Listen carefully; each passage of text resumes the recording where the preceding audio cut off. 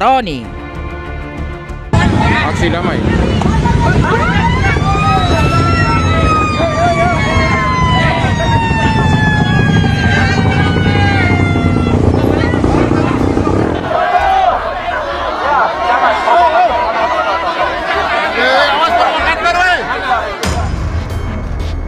Kekesalan warga pada Sahroni bukan tanpa alasan.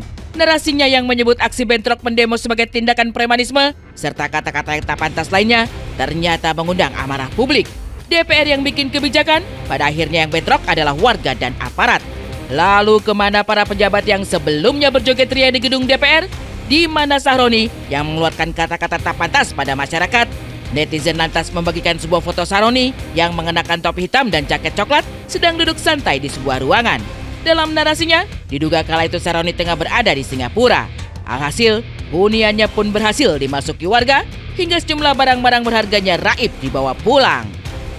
Ya sebenarnya sih itu resiko kenapa pemerintah nggak mau diskusi, nggak mau turun, nggak mau buka mulut lah soal aspirasi mahasiswa, buruh dan lain-lain.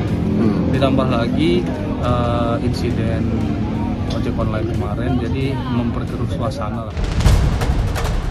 Minim simpati di tengah gejolak yang tengah memanas, pejabat kita seolah tidak peduli pada aspirasi masyarakat yang kini semakin bergejolak. Tak hanya rumah Sahroni yang didatangi warga, Eko Patrio pun demikian. Minta maaf yang ia unggah di media sosial bersama Pasha, rupanya tak memberi efek apa-apa pada masa yang sudah kelewat kesal. Saya berkomitmen untuk sungguh-sungguh menjalankan peran saya sebagai wakil rakyat dengan ketulusan, keberanian, dan tetap menjaga sumpah yang telah saya ikrarkan. Saya berharap permohonan maaf ini dapat diterima, sekaligus menjadi pengingat dan juga refleksi bagi saya untuk terus memperbaiki diri. Bak janji kampanye, demikianlah warganet menanggapi permintaan maaf Eko Patrio. Eko menjadi salah satu anggota DPR yang menyulut amarah warga. Betapa tidak, setelah video joget-joget di gedung DPR viral dan dikritik masyarakat, Eko malah membuat konten nge-DJ seolah sedang menyindir kritikan warganet. Tak heran, setelah rumah Sahroni didatangi massa, kini giliran hunian Eko Patrio yang digeruduk.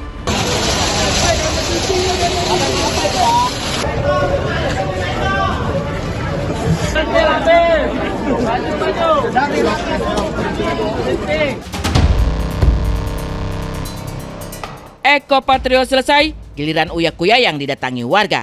Bahkan permintaan maaf serta klarifikasi yang diunggahnya berkali-kali di media sosial sama sekali tak digubris oleh massa yang sudah terlalu kesal dengan aksi para elit pemerintahan. Datangi kediaman Uya di kawasan Jakarta Timur, massa pun membawa pulang berbagai jenis barang yang ditemukan di hunian tersebut.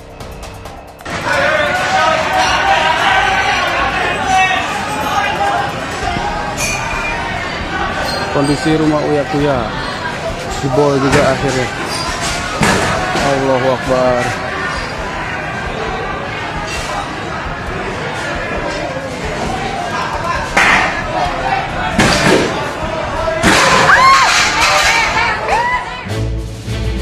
Tak berhenti di Uya Kuya, Nafa Urbah yang sebelumnya mendukung penuh tunjangan yang diterima oleh anggota DPR kini ikutan minta maaf setelah terus diserang warganet di media sosial. Andaikan saja tidak ada demonstrasi, andaikan saja masyarakat mengikuti semua kebijakan yang dilakukan oleh pemerintah, apa mungkin permintaan maaf itu bisa diucapkan?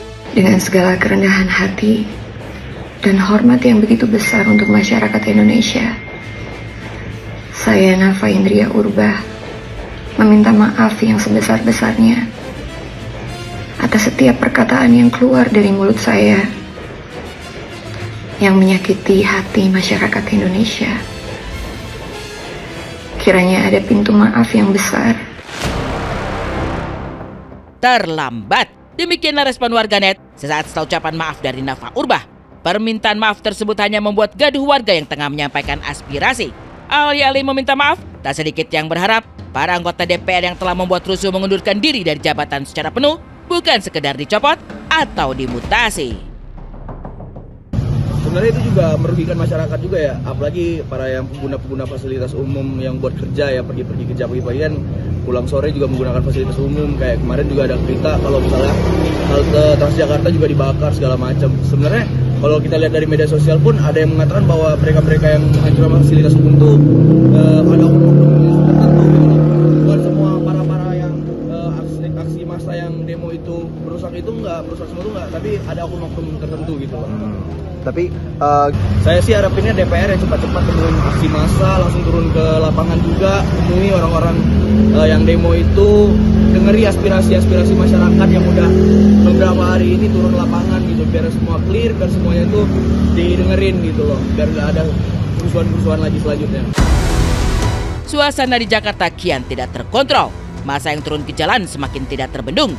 Benturan dengan aparat tidak terhindarkan. Padahal yang bermasalah adalah masyarakat dengan anggota DPR. Rakyat yang memilih anggota DPR. Anggota DPR-nya hilang entah kemana. Sementara aparat tidak punya pilihan selain turun ke lapangan. Kericuhan yang terjadi membuat hashtag agar Indonesia tidak rusuh pun bergema. Seruan untuk berhenti merusak fasilitas umum serta aksi penjarahan dilarang keras. Rasa boleh, tapi rusuh jangan. Awalnya hendak berorasi, malah berakhir dengan aksi. Indonesia sedang sakit. Para pendemo yang masih gencar di lapangan dituntut untuk segera pulang karena suasana yang makin tidak terkontrol. Apalagi Presiden telah memanggil Panglima TNI, Kapolri, dan sejumlah menteri untuk menanggulangi apa yang sedang terjadi saat ini. Bapak Presiden memerintahkan kepada saya dan Panglima khusus terkait tindakan-tindakan yang bersifat anarkis. Kami, Panglima dan Kapolri, TNI dan Polri diminta untuk mengambil langkah tegas sesuai dengan ketentuan dan undang-undang yang berlaku. Jadi saya kira ini kami sampaikan agar masyarakat bisa menjadi lebih tenang, karena kami juga mendapatkan informasi terjadi kegelisahan di masyarakat, terjadi ketakutan, dan kami TNI Polri akan segera mengambil langkah di lapangan untuk segera memulihkan situasi keamanan. Sesaat setelah statement tersebut diucapkan, hashtag pulang pun jadi trending di media sosial. Tak sedikit yang mengajak keluarga, teman, saudara, atau siapapun yang dikenal untuk segera pulang agar terhindar dari hal-hal yang tidak diinginkan. Namun amarah massa sudah tidak bisa diredam.